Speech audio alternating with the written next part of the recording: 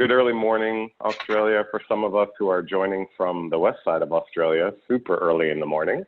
Good afternoon to those of you joining us from the US and Canada, and good evening to anyone who's joining us from across Europe. My name is David Phillips. I'm a learning and development consultant and sessional lecturer at La Trobe University here in Melbourne, the former Tennis Australia National Coach Development Manager. Welcome to the sixth installment of our webinar series on leadership. During these exceptional times, we want to add as much value to you and your business as possible so that you don't just suffer through this global event, but instead maximize your opportunities while providing inspired leadership to our communities. Our intent is to connect, share, and support to manifest a strong sense of hopefulness and belonging. And to do that, we've gathered key industry leaders from around the world to share their insights and real-time advice on what sport leaders can do right now. We appreciate you prioritizing the time to connect with us today. We're joined by Bill Riddle, as most of you could see, because we've been online live for a while, and very happy to have Bill online. Welcome, Bill. Thank you, David. My tenure excited about being on here. Yeah, thank you. During my tenure at Tennis Australia, we've had the pleasure of hosting Bill several times as a speaker down under, in particular at the Grand Slam Coaches Conference and also a couple of the other national conferences during our professional series events in Brisbane and Sydney. He's a prolific speaker on the coach conference circuit, but for those of you a little less familiar with Bill, I'm just going to give you a few words on his background. He's a veteran with over 30 years of college, junior, club coaching and management experience, and he's recognized as a high-performance specialist by the PTR, USPTA, and USTA. For 21 years, he served as the director of tennis for Bluegrass Yacht and Country Club in Henderson, Tennessee, and he now oversees a seasonal program at Temple Hills Country Club. He's also been a men's and women's head tennis coach at Martin Methodist College, and with over 10 years of collegiate experience, he's coached 6 All-Americans and is a 2-time recipient of the USPTA Southern Division College Coach of the Year. Most of us would also know him from social and from being online. He's no stranger to entertainment and tennis promotions. He created and co-hosted the award-winning weekly radio show called Tennis Talk in Nashville. And for the last 2 years, he's been created content on social called Around the Court, Around the World. He and his wife, Stephanie, are natives of Middle Tennessee and have 2 children, Blakely and Will. Before we get stuck into the heart of today's timely discussion, just a few little tips about the webinar itself. We will email you a link to the cloud recording afterwards, as well as a few resources that Bill might share along the way. We'll probably spend about 30 to 40 minutes in interview with Bill, chatting to Bill, and then there'll be some time for questions at the end. You can use the chat feature. You can use the chat feature as we go along as well. Bill and I will do our best to manage that in real time. I'm pretty excited to kick off today's webinar, finally, with my good colleague who's joining us this morning from Tennessee. So good afternoon to you, Bill. How are you? Doing good, David. Excited about spending some time with you talking and interacting with the coaches. Yeah, fantastic. You've been busy already today. Maybe just recap. What were you on earlier? So a couple of different things. The USPTA Southern Division, which I serve as a board member, we put together a series of webinars, and Kevin Theos has kind of led the charge on that and had 3 panelists on today talking about similar things, kind of the current climate and how we can help coaches through this time period. So. Yeah, fantastic. So before we get probably stuck into the meat, how are you doing? How's your wife? How's your family? How's life there for you? Good. You know, we're incredibly lucky. We've done everything we should to try to stay quarantined or stay away from you know, people and try to stay healthy, staying active. You know, doing our workouts from home and yeah, just trying to stay as productive as we can during this time frame. Mm. Are your young adults back from uni, or are they still at uni, still away? Yeah, so my son, some may know or may not know, but my son plays college tennis, actually for the team that I coach at Martin Methodist. And about 3 weeks ago, we kind of had an abrupt end to the college season, as everyone did, and the college went online with all the classes. So he's been back at home for a number of weeks, doing his studies online, or at least we hope he's doing his studies online, and rocking right along with that. But my daughter is a nurse down in Chattanooga, Tennessee, and so she's a little bit on the front lines of what's going on in her day-to-day job. I can imagine. Well, it's great to have people like her at the front line as well. Is she getting any time to come back and reconnect with you, or is she there full time? No, about a week or so ago, she came in. Her and her husband came in for a couple of days. Just she knew what was about to happen, and it was going to hit really hard. So she thought it would be smart to kind of come in and spend a little time together before it got really crazy down in that area. So. So walk me through what's changed about your life. How are you coping with working from home, or have you been working from home, and what's that life like? Well, for me, I've always had a little bit of time that I've worked from home. This is the home office, and I'm pretty self-sufficient here. So I've always kind of been a bit diverse in what I've been doing. So being at home, working from home is not something new, and I'm pretty comfortable in it. The hard part, I think, is because of what we do as coaches and our connection to people and being on the court and being around our members and the people at our facilities. That's the hardest part, I think, for not only me, but for all of us to kind of get through is just that time away. I mean, we're people that enjoy, for the most part, I feel like, that connection we have with our students, and for that to not be there is probably one of the hardest things, I think, that we're struggling with. At least it's the things I'm picking up from other coaches when we talk. Are you still continuing to connect with your clients, with your students? And if so, how are you doing that? Yeah, I'm staying in contact with our players from the team, because I kind of wear two hats. Staying in contact with the players through WhatsApp. I mean, we've always used that, utilized that platform with most of our players being international. I'm used to time zones and languages and the use of that technology, and so we're staying in contact there. But then through just a lot of text messaging with members and email, newsletter, Facebook, those type things. We go by the club every so often. We're still allowing members to come out and play tennis. No organized activities or lessons or clinics or anything like that going on right now, but members can go out and play tennis on their own if they like to. And for you at home, has this period of time been has it knocked you off of your routines, or what's your routine like? How are you keeping yourself grounded? What's a day in the life or a week in the life look like right now? Well, it's interesting because I for probably the last 9 months to a year, been kind of on this journey of trying to be more physically active and spending time in the gym and those type things. And a couple of weeks ago, they finally in our area closed down the gyms and the workout facilities.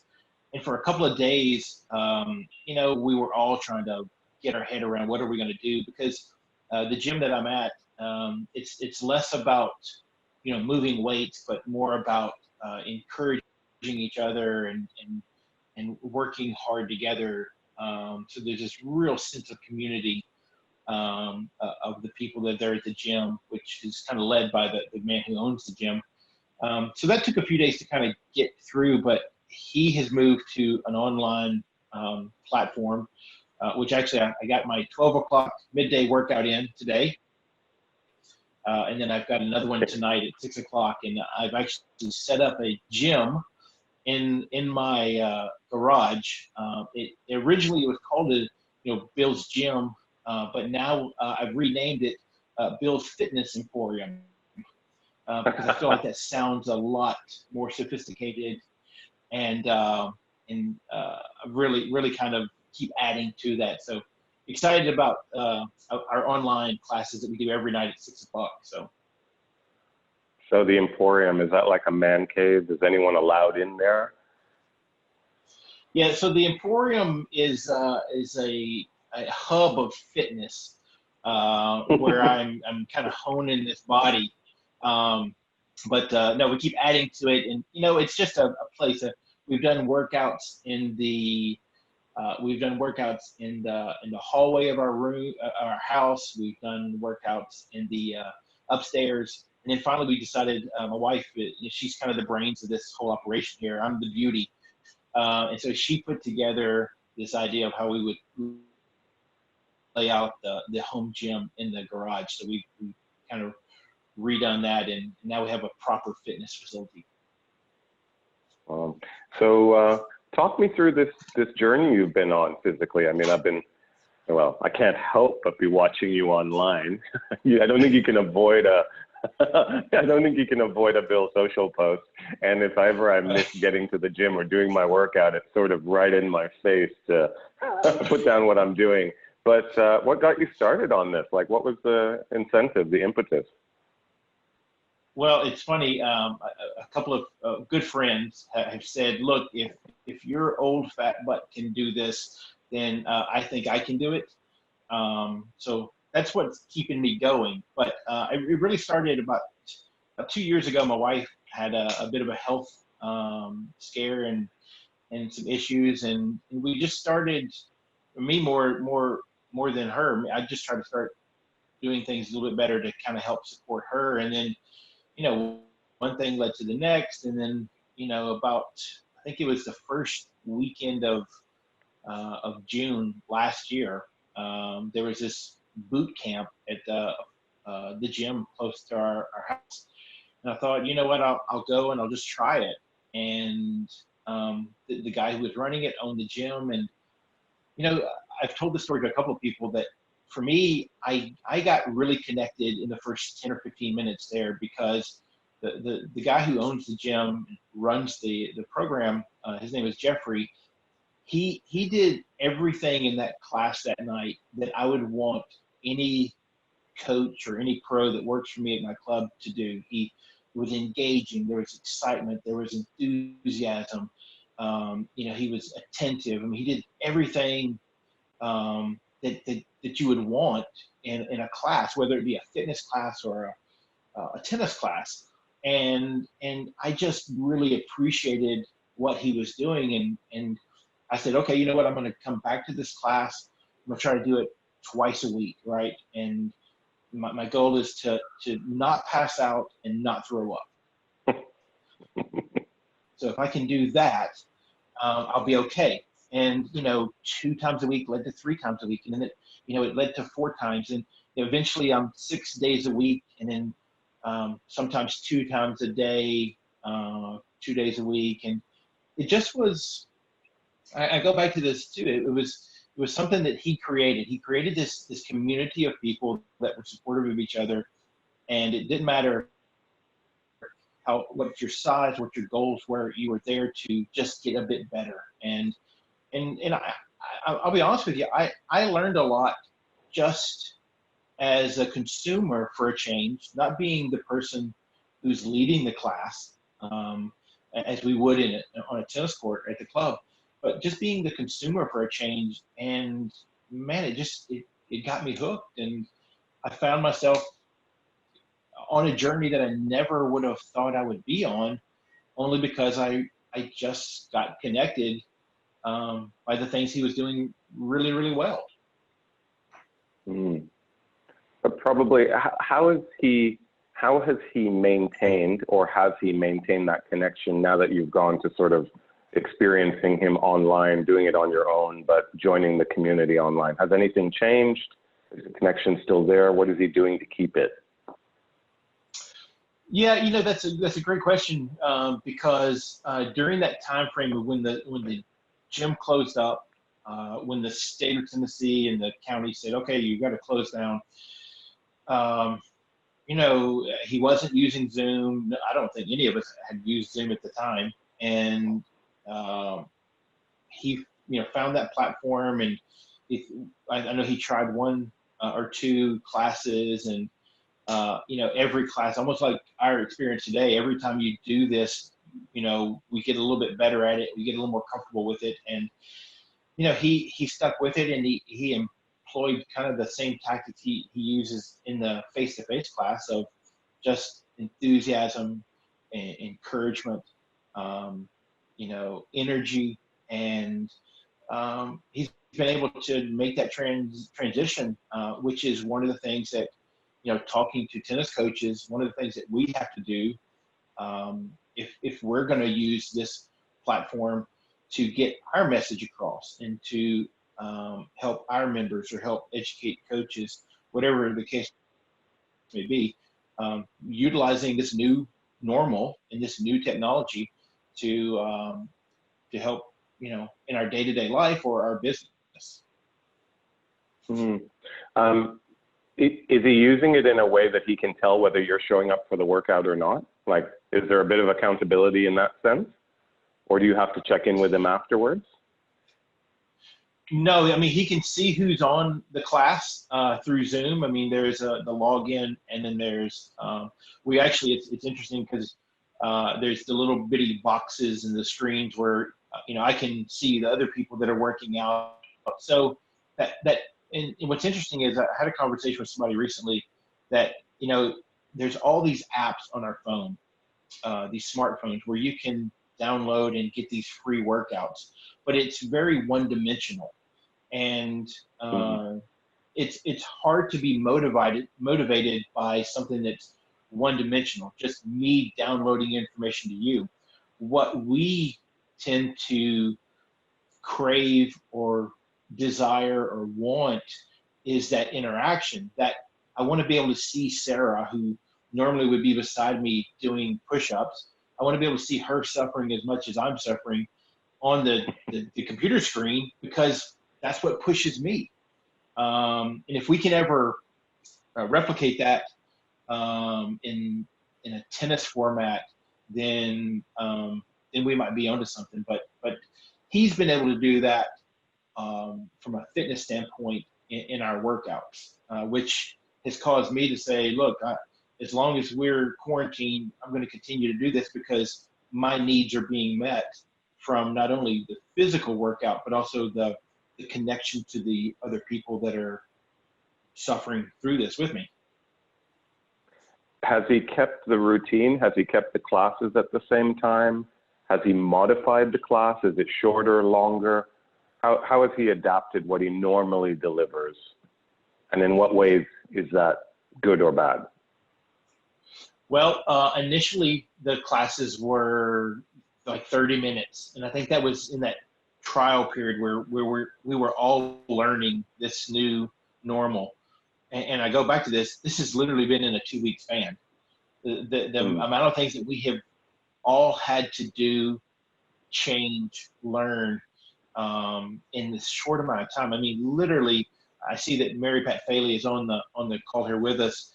3.5 weeks ago, I was literally at her club in LA at probably the last big professional tennis event in the world, at the Taste of Tennis Riviera Classic.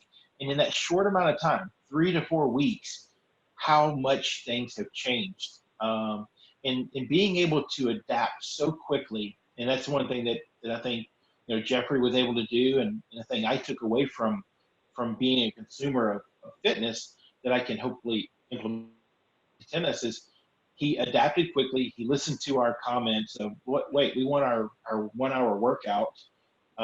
We want to be able to see each other. We want to be accountable to each other. We want to have that connection. And, you know, he was able to modify it and make it happen. And to be perfectly honest with you, there's no real difference right now in our workouts that we do online and the ones we might do in his studio, other than, you know, the equipment that is around us at our homes. But what's funny about this is today at lunch, when I was doing my workout, I could see other people's screens, and how many people have moved their workout area into their garage and have also added other features, meaning dumbbells and barbells and floor mats and bikes and those type things. And I think that potentially, you know, tennis players will do some of the same things, whether it be, you know, an area outside to practice hitting serves into a backboard or a net or just into a bush. I saw an online video earlier today of Noah Rubin hitting serves in the street outside of his house, I guess it was. And, you know, I mean, you adapt, you go to where you have to and make it work. Oh, it sounds fantastic. I mean, there are a couple things that you've just spoken about that I want to kind of dive a little deeper into.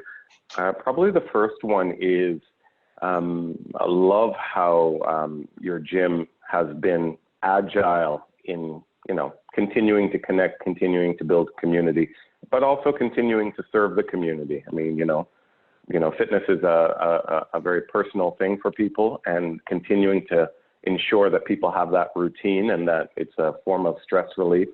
Do you think that the business model, when we return back to some form of a previous life, whatever that new normal is going to be, do you think his business model of delivery is going to change at all? Do you think he'll keep online? Do you think he'll modify the face-to-face interaction?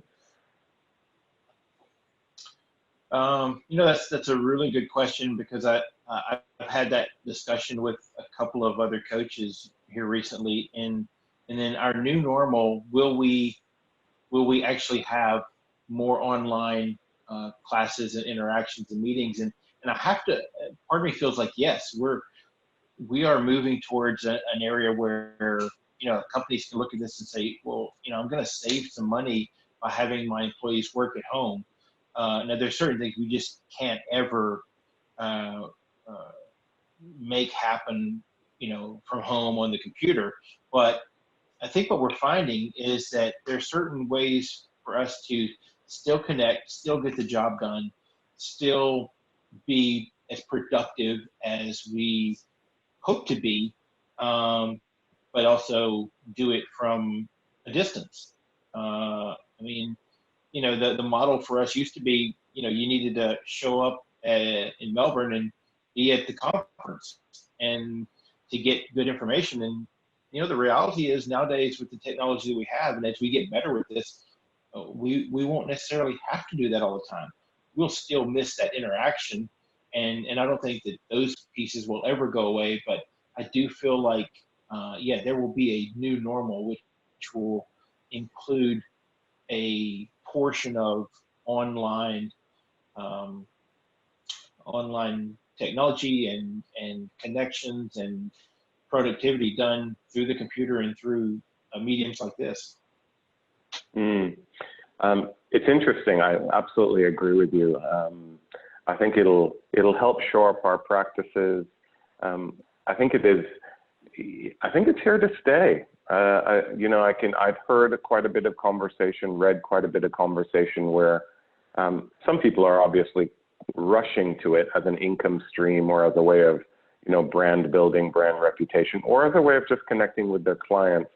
But I hear a lot of conversation where it's sort of like, well, this is just a short-term thing. When this is all over, when and if, you know, I'll just put that aside and I'll resume business as usual. And I think maybe not a smarter, but maybe a more evolved approach is to continue to lean into the technology and lean into the different mediums, learn your stuff so that as things evolve, you'll figure out what to take forward with you, what to leave behind, what to take forward with you, and how to evolve your business offering, your practice. I think that's definitely a part of that. Do you think, it's always been one of, you and I have had this conversation, many, many times, but it always feels like technological evolution, that technology and player development, coach development is far further ahead than the average practice of a coach on the court with his clients. The tools that are out there, from Dartfish to technique apps, are way evolved, and we don't necessarily see the average tennis professional using them.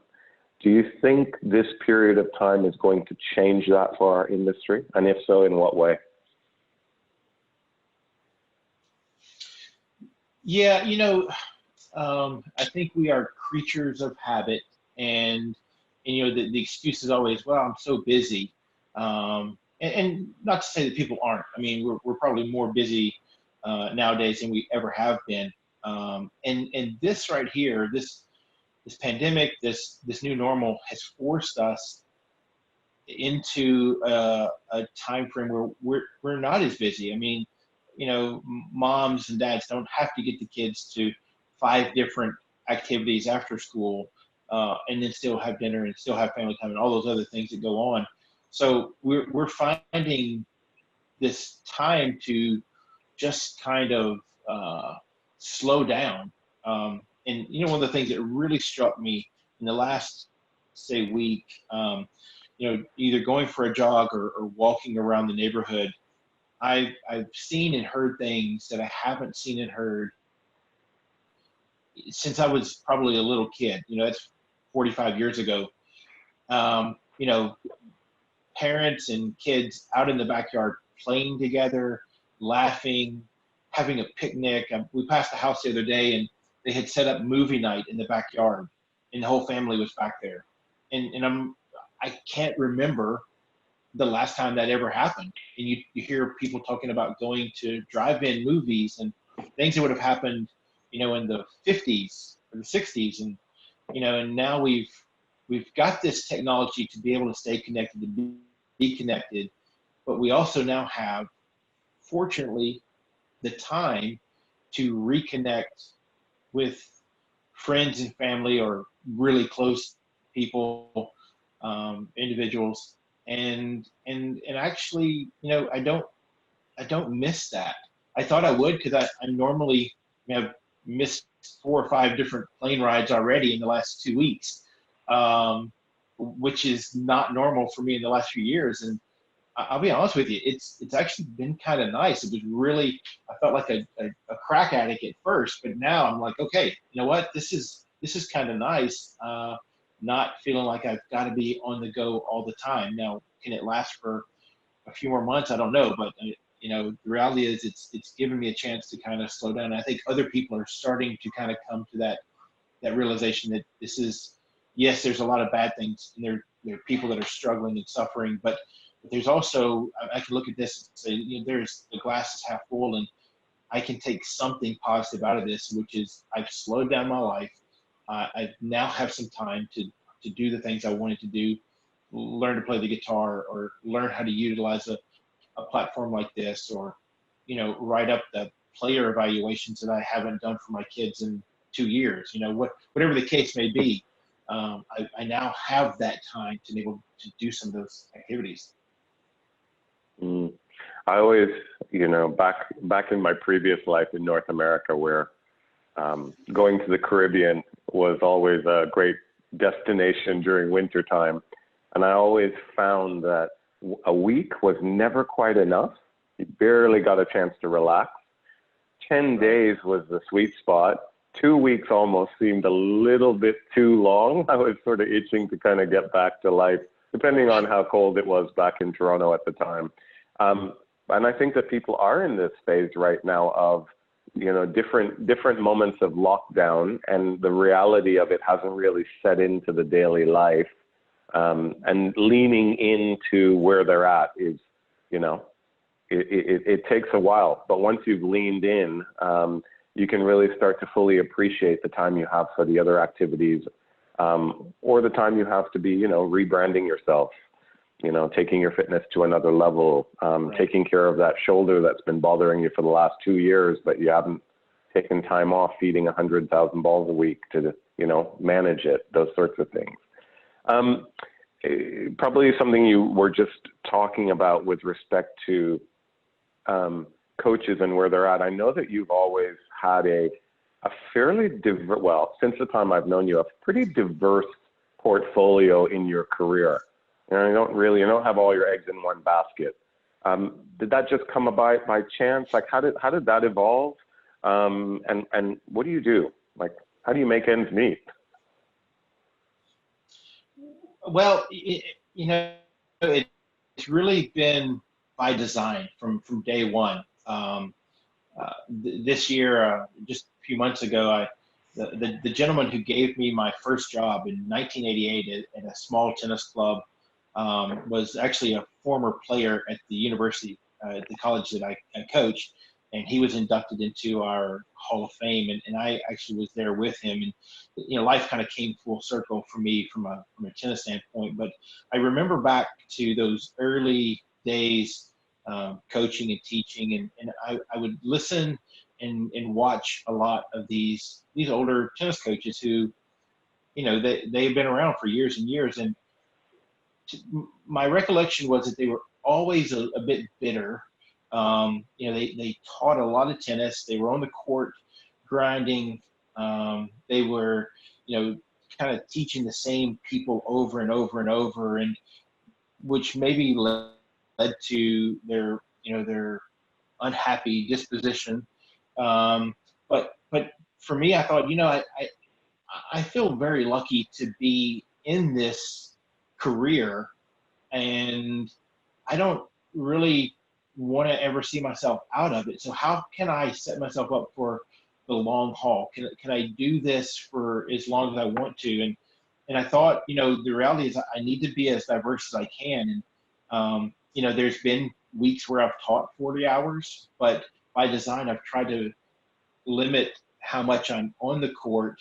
I never want to not be on the tennis court, because I told this to somebody earlier, I don't want to lose my street cred, but I definitely want to stay connected to players and teaching this game, but I don't want to do it so much that I become bitter and burn out with it. If I won the mega lottery and had $1 billion, I would still, and I've told somebody this before, I would still do what I do. I would just do it all for free. And so with that mindset, then I feel like I need to try to be as diverse as I can. And I've been very lucky. I had the chance to coach college tennis, a couple of different schools, teach. I had a long career at one country club, 21 years at one club with a long time, in the world of tennis coaches. But also I'm interested in just being better and listening and learning. So I try to always keep myself involved with the organizations, so that I didn't want to get stale or stagnant. I wanted to try to be the best I could for as long as I could. So for me, it felt like to do that, I needed to try to be as diverse as I can. I think one of the things I've always appreciated about your leadership style, having been someone who ran international conferences for probably 5 or 6 years, is you don't just wait until 2 minutes before the conference starts to tell me you're available or to be having that discussion. You are always sort of planning ahead, having the conversation, and always demonstrating how you can add value and in what ways you can add value. And I think it's a good practice to have for people at this point in time, because you don't really know where your next opportunity might come from, to reach out, to connect with people, and maybe even to connect with people you haven't in a while, support them. You just never know what door you open up. So I've always appreciated that about you. I'm sure you've seen everyone rushing online to deliver, and obviously that's probably to secure an income stream as much as anything else. Have you got any tips for people in terms of, how they can do that better or be more effective in that space? Yeah, there's been we talked a little bit about this yesterday or the day before. There seems to be this real rush for tennis coaches to find their place in the online tennis instruction space, and as like on the court there are good and bad, and what I find is that these coaches are just trying to get that information out there so that they can draw some income, and I understand where that comes from, and to some extent there's some coaches that are going to be hurting really bad because they've lost their revenue stream. But I think a couple of things that coaches, and it doesn't matter if you're teaching tennis or golf or whatever the case may be, understanding the online world and just how you present yourself on camera, camera angles, some of the lighting,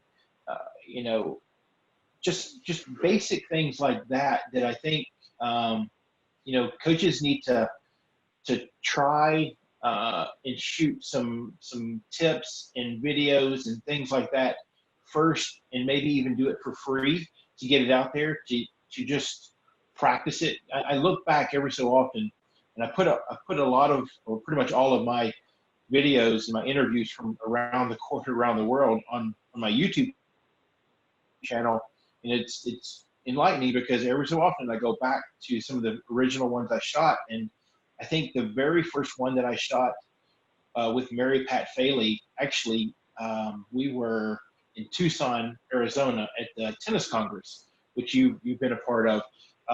We shot this interview out in this beautiful little area, but there was this babbling little brook or this little creek running behind us.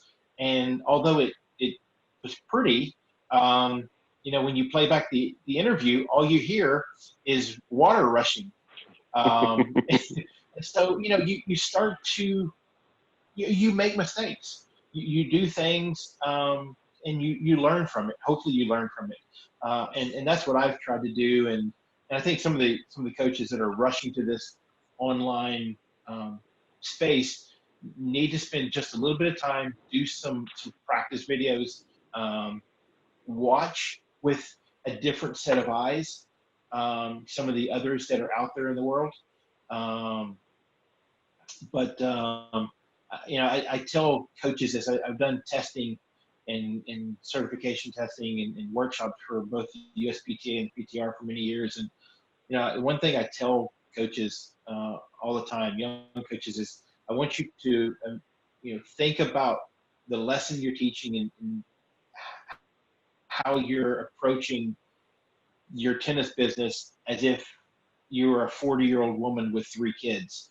Because if you can appreciate what that mom sees and how she takes it, then you can probably be on the right path. And I think sometimes too, using that philosophy in what we're doing in other areas, look at it from someone else's eyes, not just your perspective.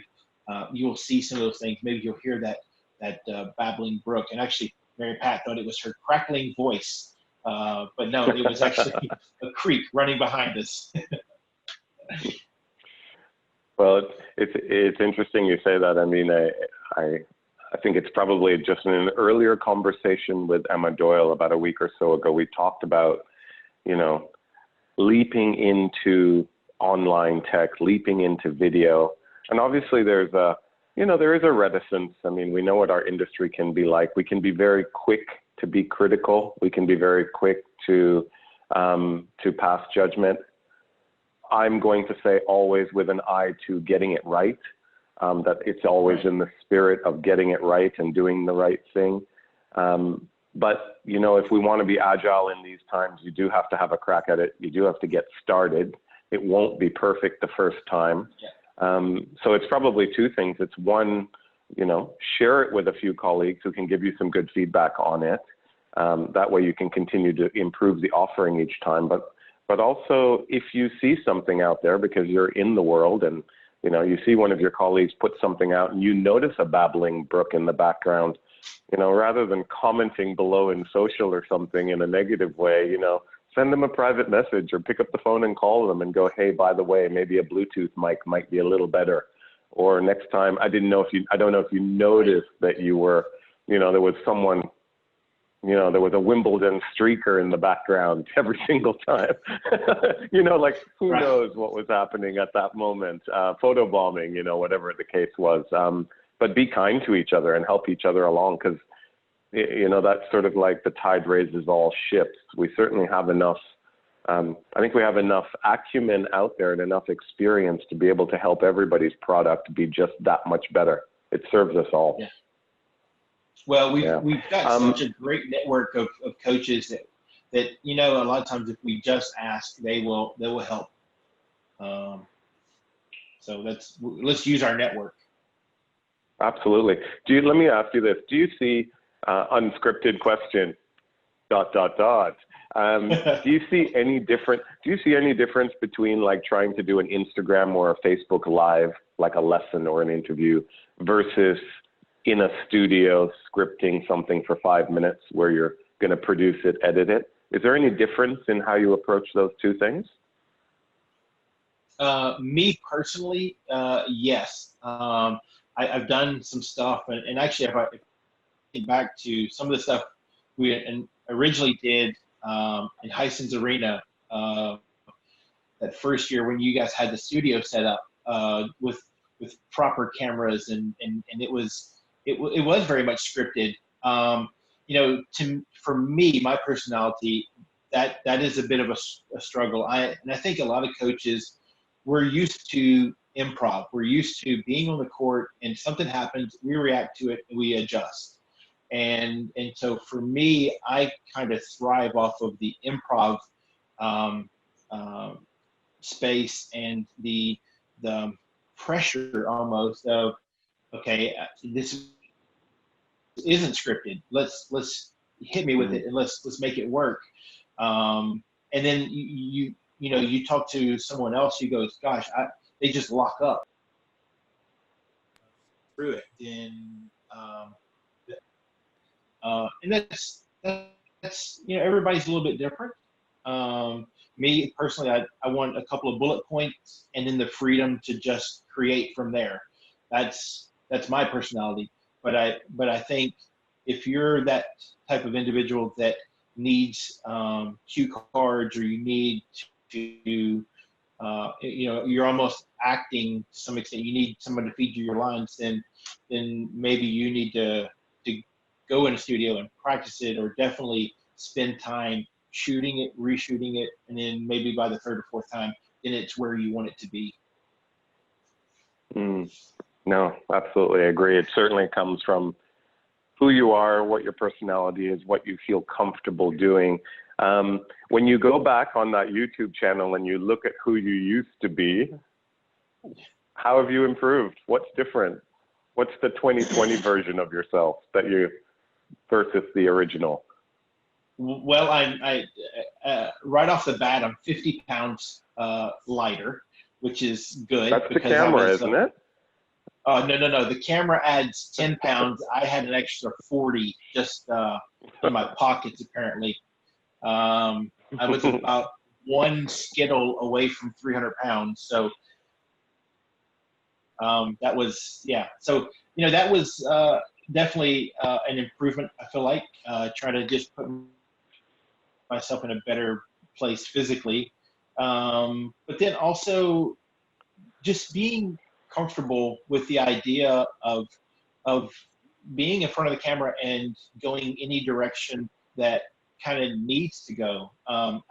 You know, early on, I got to work with some really good people that helped me along the way. I mean, I did TV commentating for Fox Sports with Luke Jensen at a tournament in Dallas. You know, never would have thought I would have had a chance to do that, but I mean, he was so nice. I mean, he knows what he's doing. He was so nice and helpful as I kind of, you know, stumbled through 3 or 4 broadcasts. You know, having people that are willing to kind of, you know, mentor or share honest feedback with you in a constructive way. I've been lucky there. But I guess for me, it's just I have a better understanding of who I am and what I want my message to be, and I'm okay with that. For me, early on, I struggled a lot trying to figure out, well, who am I to be the person talking about this? I've never won a Grand Slam, and I haven't coached somebody who won a Grand Slam, and that seems to be the model for being on the tennis channel. And I thought, well, okay, well, if I'm not that, let's be something that's different, totally different, but just be whatever you're going to be.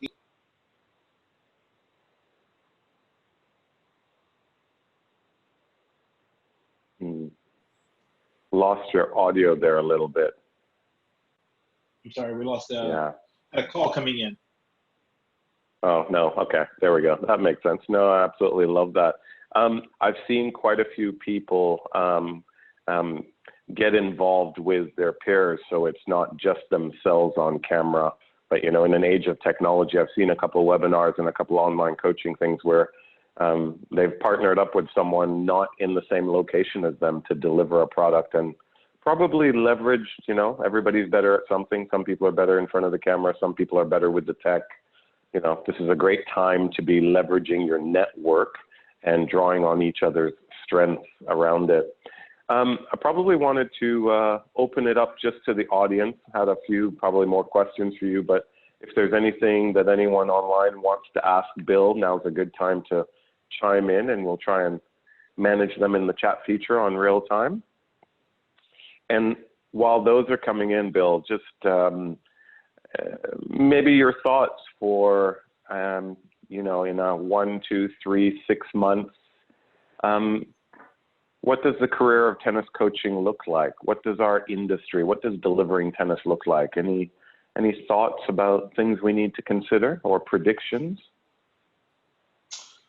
Well, even before this this new normal and the pandemic hit, I felt like the traditional tennis coach model was or has been kind of going away or transitioning into more of a racket sports type professional.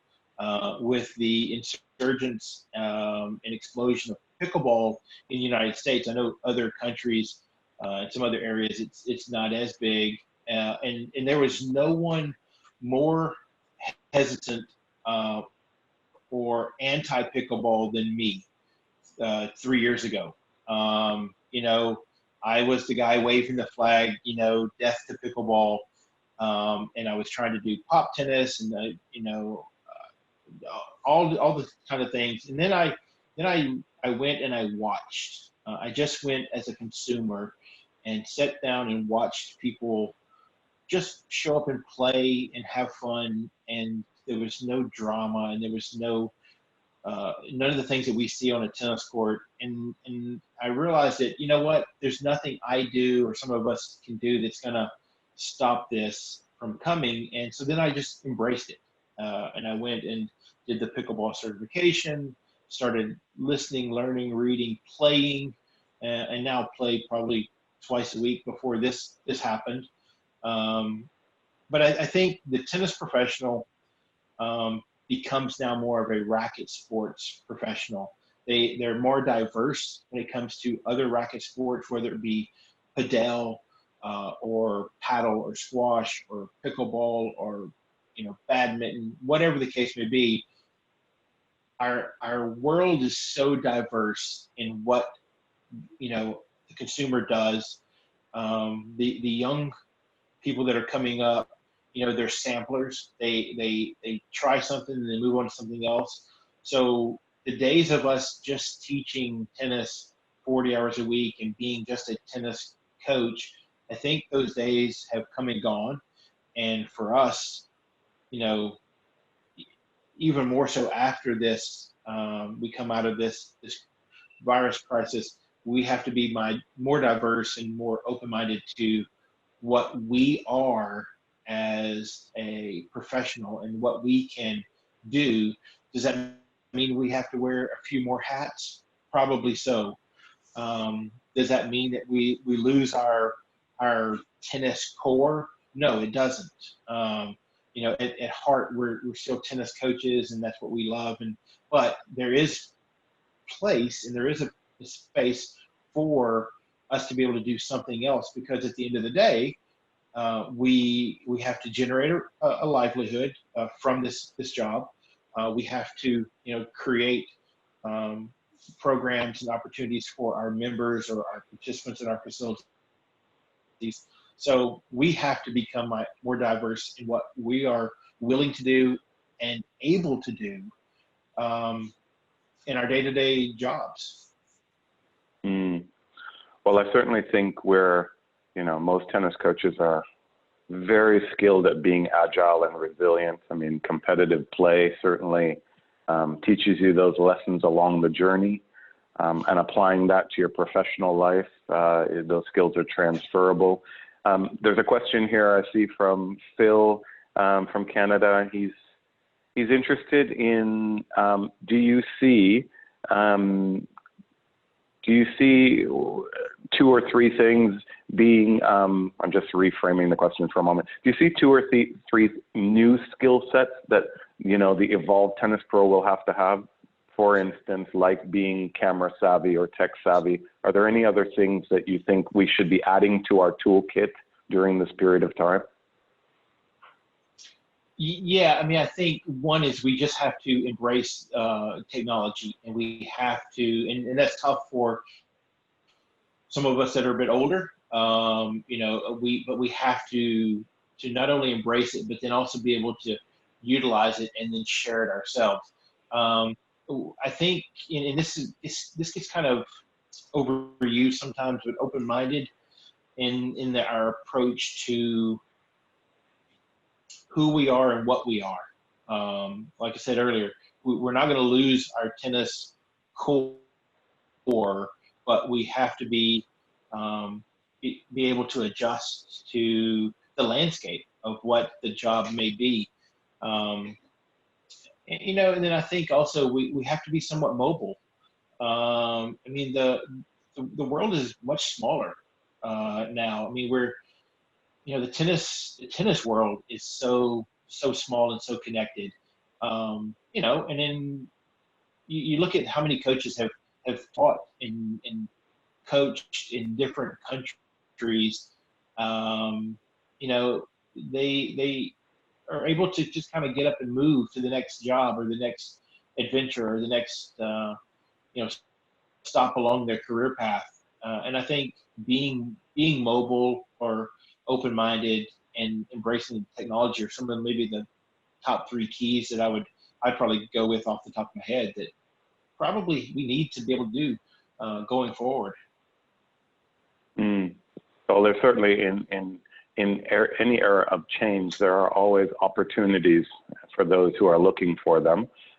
There are always people who come out ahead in these moments, and I think our industry and the people that are in it are well placed to take their skill set and be agile enough to adapt. Any final thoughts, Bill, before we let you get on with your evening? No, I mean, I think at the end of the day, using a platform like this, it's only good if we, share it and, invite others, try it yourself. I mean, the thing I would encourage any of the coaches that are listening or watching is to find a way to embrace some type of technology or do something that's completely out of your comfort zone. I've said this for years in my on-court presentations that I feel like tennis coaches would be best served if they go and teach or coach another sport outside of tennis, whether it be your kid's baseball team or a soccer team or whatever. But put yourself in an uncomfortable or unfamiliar situation where you have to utilize some of your skill sets that you do from tennis and translate those into another sport. And I think the same thing applies to this and where we are right now, is that do something. And I'm not talking about learning the guitar. I'm talking about doing something, that is out of your comfort zone. And if I think back to one of the presentations that I did at the Grand Slam Coaches Conference, that I also did, I've done it in Norway. I've done it at every one of the bigger conferences I've been to. One of the presentations I do is I leave them with a project, and we usually do it in about 15 minutes, where they team up and they have to go and shoot a video promoting either something at their club or an event or an activity, and it never fails. There's about 3 or 4 coaches that they just jump at the chance. They want to do it. They're happy with a camera. They don't mind being on the front side or the back side of the camera. And then there's the rest of the crew that's in the audience, and they are petrified. You literally see fear in their eyes that they either have to be in front or behind the camera, and they're just not comfortable with it. So for me, it's, let's take this time to get comfortable in a very uncomfortable situation or environment, which is the exact same thing that we ask of our students when we're teaching them a new skill or strategy, or we're implementing something on the court. I think we have to take some of our own medicine, and this is the perfect timing to learn something or try something, be uncomfortable, or learn to be comfortable in a very uncomfortable situation. Great words, great advice. Appreciate it. Well, Bill, I really appreciate the time this afternoon that you've spent with us and sharing ideas. Everyone that's online, thank you for joining us. We'll follow up with an email with the cloud recording, and with, if you don't already know how to contact Bill, with his contact details so that you can continue to connect with him. Wish everyone well. Take care of yourself. Take care of those around you and each other, and have a good rest of the day.